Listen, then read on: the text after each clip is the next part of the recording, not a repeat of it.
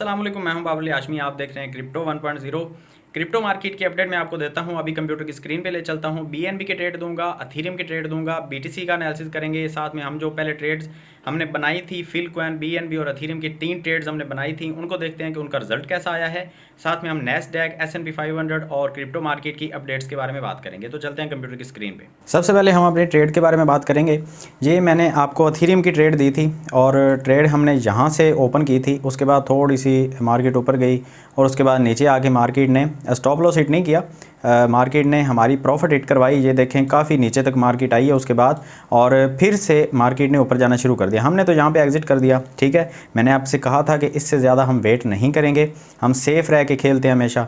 तो यहाँ से इसके बाद जो है हमारे स्टॉप लॉस तक मार्केट पहुँच गई तो ठीक हो गया। ये ट्रेड आपने देखा कि ये पॉजिटिव वे के अंदर गई है। हमने यहाँ पे 4.9% की प्रॉफिट जो है वो अर्न कर ली है। आप सबको मुबारक हो। इसको हम करते हैं डिलीट। आगे चलते हैं। बीएनबी की जो ट्रेड मैंने आपको दी थी उसको भी देखते हैं। ये देखें, बीएनबी की ट्रेड हमने यहाँ पे पकड़ी थी। उसके बाद मार्केट सिर्फ और सिर्फ हमारी प्रॉफिट ही देने के लिए नीचे आई थी, और जैसा कि आप देख सकते हैं मार्केट उसके बाद काफ़ी हद तक नीचे आके एक विक लगी है $253 के ऊपर, और हमारी जो एक्सपेक्टेशन थी वो 256 तक की थी। $3 मजीद मार्केट नीचे आई है बीएनबी की, और उसके बाद जो है वो हमारा स्टॉप लॉस हिट हो गया है। ये ट्रेड भी हम करते हैं बंद। ये भी हमारी प्रॉफिट के अंदर आई है 3.1% के साथ। आगे चलते हैं, फिलकॉइन की ट्रेड के बारे में बात कर लेते हैं। ये ट्रेड हमारी एक फेल हुई है। ये ट्रेड थी हमारी, इसके बारे में मैं आपको बता देता हूँ। मैंने ऑलरेडी आपको बताया था कि अगर फिलकॉइन के अंदर हमारा स्टॉप लॉस हिट होता है तो ये स्टॉप लॉस था 6% का, और इसके बदले में हम जो है वो बीएनबी से प्रॉफिट और अथीरियम से प्रॉफिट निकाल लेंगे। तो ये हमारी ट्रेड कैंसिल हम करते हैं, क्योंकि अब हमारी ट्रेड जो है ये स्टॉप लॉस हिट हो चुका है। आप देख सकते हैं 6% का स्टॉप लॉस था हमारा, ये हिट हो चुका है। अगर हम इसको थोड़ा सा मज़ीद नीचे रखते, यहाँ तक 8% तक रखते, तो ये रिस्क थोड़ा सा ज़्यादा बनना था। आप देख सकते हैं रिस्क टू रिवॉर्ड रेशो जो है वो 1.6 तक पहुँच जाता है। तो मतलब ये कि स्टॉप लॉस हिट शायद ना होता और हम टेक प्रॉफिट तक पहुंच जाते। लेकिन खैर कोई बात नहीं, ट्रेड्स फेल होती रहती हैं। 2 ट्रेड हमारी पास हुई हैं, एक फेल हुई है, तो ये हमारा फिर भी हम प्रॉफिट में हैं। आगे चलते हैं, बीटीसी के बारे में बात कर लेते हैं कि ये जो हमें अब जंप नज़र आया है बीटीसी के अंदर अचानक से, ये इतना बड़ा जंप हमें क्यों नज़र आया है, मैं आपको थोड़ा सा इसके बारे में गाइड करना चाहूँगा। और मार्केट में आगे जो आपने फैसला लेना है उसके बारे में काफ़ी हद तक आपको हेल्प मिलने वाली है। इस वीडियो को आपने पूरा देखना है। यहाँ पर आपने देखा कि बीटीसी जो है CPI की रिपोर्ट आने के बाद हमें मार्केट जो है वो एकदम से पहले 3% डाउन जाती हुई नज़र आई, और हमें लगा यहाँ से एक पंप आएगा, और उसके बाद मार्केट ने हमें एक अजीब ही सिचुएशन दिखाई। एक ही कैंडल जो है वो हमें 6.5% तक नीचे ले गई, और वहाँ से अगर देखें तो मार्केट दोबारा से पंप करती हुई हमें नज़र आई। और 4 आवर की कैंडल आप देखें कि 3-4 कैंडल्स के अंदर ही हमें 11% बीटीसी जो है वो अप जाता हुआ नज़र आ गया कल की डेट के अंदर ही।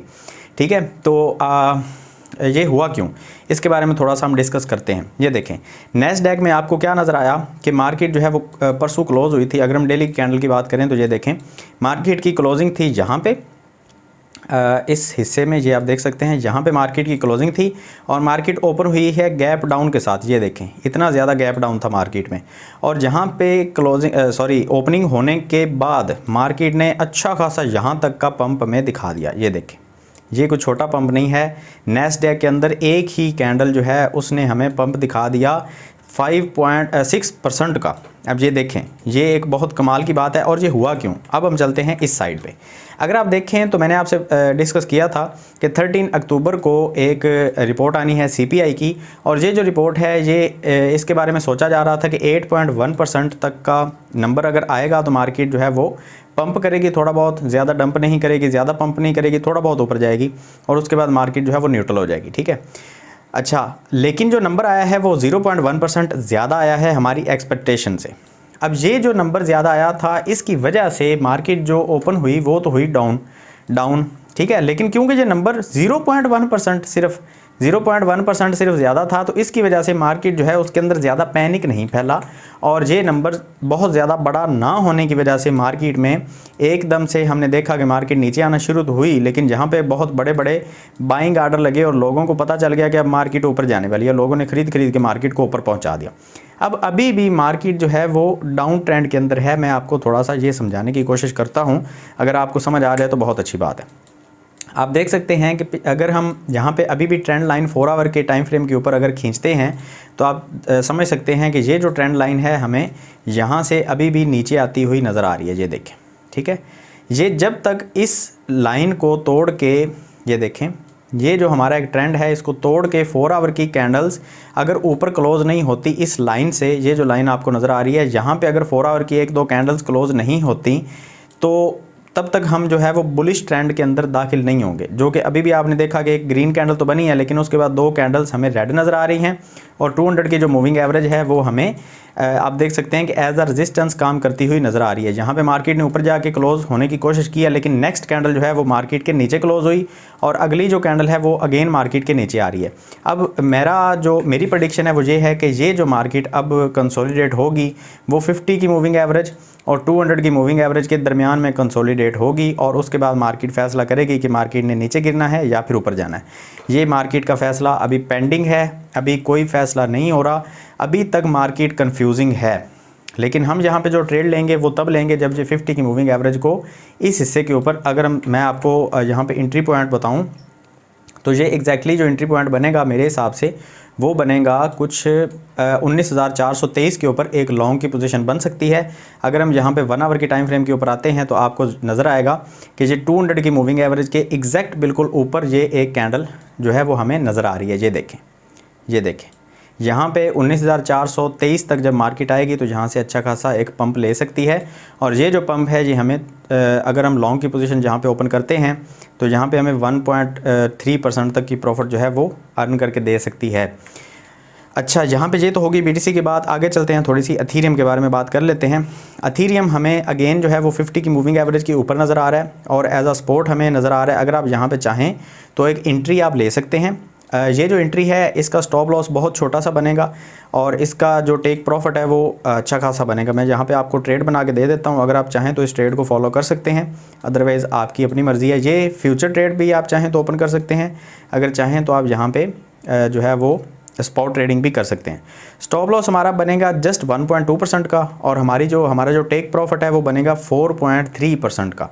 हमारा एंट्री पॉइंट है अथीरियम के अंदर 1321, हमारा स्टॉप लॉस है यहाँ पे 1305 और हमारी टेक प्रॉफिट है यहाँ पे 1380। अब ये मैं क्यों रख रहा हूँ इसकी मैं आपको वजह दे देता हूँ, बाकी आपकी अपनी मर्ज़ी है। अगर आप चाहें तो यहाँ पे इस कैंडल के ऊपर मैं इसको रख रहा हूँ, हम देखेंगे कि हमारा स्टॉप लॉस हिट होता है कि नहीं। हम 50 की मूविंग एवरेज तक का वेट करेंगे, अगर इससे मार्केट मज़ीद नीचे गिरती है तो हम वेट नहीं करेंगे, हम एग्जिट कर देंगे। अगर मार्केट ऊपर जाएगी तो 200 की मूविंग एवरेज तक जाते हुए मार्केट एक जो है रेजिस्टेंस के तौर पर इसको लेगी, इस लाइन को, तो हम यहाँ पर एग्जिट कर देंगे। ठीक है, तो ये मैं इन दोनों लाइंस के बीच में रह के मैं ट्रेड करने की सोच रहा हूँ। अगर आप चाहें तो मुझे फॉलो कर सकते हैं, अगर आप चाहें तो आप अपना ट्रेडिंग का सेटअप जो है वो अलग से भी बना सकते हैं। BNB के बारे में अगर मैं आपको बताता चलूँ तो BNB के अंदर ट्रेड किस तरह से बनेगी ये आप देख सकते हैं। BNB जो है अभी भी वो 50 की मूविंग एवरेज जो है वो 200 की मूविंग एवरेज को क्रॉस करके नीचे आ चुकी है। तो यहाँ पे अभी BNB के अंदर मैं एंट्री नहीं लूँगा, ना ही स्पॉट की, ना ही जो है वो लॉन्ग की। बिल्कुल लॉन्ग शॉर्ट कोई एंट्री मैं यहाँ पे नहीं लेने वाला, इसको मैं अवॉइड करूँगा। BNB की डोमिनेंस जो है वो वैसे भी नीचे गिर रही है, इससे मैं थोड़ा सा पीछे रहूँगा। अभी फ़िलहाल सिर्फ और सिर्फ मैं जो ट्रेड लूँगा वो अथीरियम के अंदर लूँगा। आप चाहें तो मुझे फॉलो कर सकते हैं, चाहें तो आप जो है वो आपकी मर्ज़ी। यहाँ पे जो नैस्डैक और S&P 500 जो हैं इनके अगर इंडेक्स की बात करें तो एक बड़ी प्रॉपर सी ट्रेंड लाइन हम यहाँ पे ड्रा कर सकते हैं, ये देखें। और इस ट्रेंड लाइन को मार्केट जो है वो रिजेक्ट करके यहाँ से वापस भी आ सकती है। अगर वापस आती है तो हमारे स्टॉप लॉस हिट होंगे, एक रिस्की ट्रेड बनेगी क्योंकि मार्केट अभी भी डाउन ट्रेंड में है। तो हम अगर लॉन्ग की पोजीशन लेंगे, जैसे कि मैंने आपको बताया कि एथीरियम के अंदर हम अगर लॉन्ग की पोजीशन लेते हैं यहाँ पे, तो हमें अपनी ट्रेड को हेज करने के लिए एक शॉर्ट की पोजीशन भी यहाँ पे ओपन करनी पड़ेगी। वो हम कैसे करेंगे मैं आपको थोड़ा सा वो भी समझा देता हूँ। अगर हम एथीरियम के अंदर लॉन्ग की पोजीशन ले रहे हैं तो हम BTC के अंदर या BNB के अंदर, BNB एक बेहतर ऑप्शन है, BNB के अंदर हम एक शॉर्ट की पोजीशन ओपन कर सकते हैं। अब ये कैसे करेंगे, ये इस तरह से होगी कि BNB के अंदर हम जो है वो अपना जो स्टॉप लॉस है वो रखेंगे 1% का और हमारे जो टेक प्रॉफिट है वो हम रखेंगे यहाँ पे 5.3% की। तो ये एक बहुत अच्छी हमारी ट्रेड सेटअप बन सकता है। ये हम क्यों इस तरह से बना रहे हैं मैं आपको वो थोड़ा सा समझाने की कोशिश करता हूँ। BNB के अंदर हम 4 आवर के टाइम फ्रेम के ऊपर देख रहे हैं कि हमें एक डाउन ट्रेंड का सिग्नल मिल चुका है। यहाँ पे 50 की मूविंग एवरेज 200 की मूविंग एवरेज को क्रॉस कर चुकी है। तो ये जो लाइन है अगर मार्केट यहाँ पे जाती है तो फ़ौरन से इस लाइन से रिजेक्ट होकर मार्केट नीचे आएगी, ठीक है, और उसके बाद मार्केट जो है वो हमें प्रॉफिट तक जो है वो लाजमी ले जाएगी। अगर मार्केट 200 की मूविंग एवरेज को तोड़ के ऊपर निकलती है तो हम वहाँ पे वेट नहीं करेंगे क्योंकि BNB जो है वो वैसे भी एक रिस्की कॉइन है। CZ जो है वो इसको अक्सर सपोर्ट करता रहता है। तो अभी हम अपने एथीरियम की ट्रेड को हेज करने के लिए BNB में शॉर्ट की पोजीशन ओपन करेंगे। अगर आप चाहें तो मेरी ट्रेड को फॉलो कर सकते हैं, अगर आप चाहें तो वो आपकी मर्ज़ी है। यहाँ पे एंट्री और एग्जिट पॉइंट जो है वो आई थिंक आपको क्लियर हो गए होंगे। एंट्री हमारा है 276 और हमारा स्टॉप लॉस है यहाँ पे 280, हमारी टेक प्रॉफिट है यहाँ पे 262। ये आप चाहें तो इसको आप लिख के रख सकते हैं। अगर आप चाहें तो यहाँ पे हमारी जो BNB के अंदर ट्रेड है वो हम कुछ इस तरह से भी सेटअप कर सकते हैं। एक ऑप्शन मैं आपको और दे देता हूँ। यहाँ पे हमारा स्टॉप लॉस बनेगा 1.56 का और हमारी जो टेक प्रॉफिट है वो बनेगी 3.9% की, मतलब 4% प्रॉफिट हमें मिलेगी और लॉस जो है वो हमें 1.5% का मिलेगा। रिस्क रिवॉर्ड रेशो अभी भी 2.5 के ऊपर है। एक अच्छी ट्रेड सेटअप बन सकता है यहाँ पे। और ये एंट्री पॉइंट हमारा बनेगा BNB के अंदर 273 के ऊपर एंट्री, स्टॉप लॉस बनेगा 277 के ऊपर और हमारा टेक प्रॉफिट जो है वो 262 के ऊपर ही रहेगा। क्योंकि मार्केट जो है वो हो सकता है यहाँ से सीधी नीचे गिरे, तो हम अपनी एथीरियम की ट्रेड को हेज करने के लिए इस ट्रेड को इस्तेमाल कर सकते हैं। अगर आप चाहें तो मेरी ट्रेड को फॉलो करें, चाहें तो आप इनको इग्नोर कर सकते हैं। इस तरह की मार्केट की अपडेट्स के लिए मेरे चैनल को सब्सक्राइब करें। अगर वीडियो अच्छी लगी तो लाइक करें। मिलते हैं नेक्स्ट वीडियो में, दुआ में याद रखिएगा। अल्लाह हाफिज़।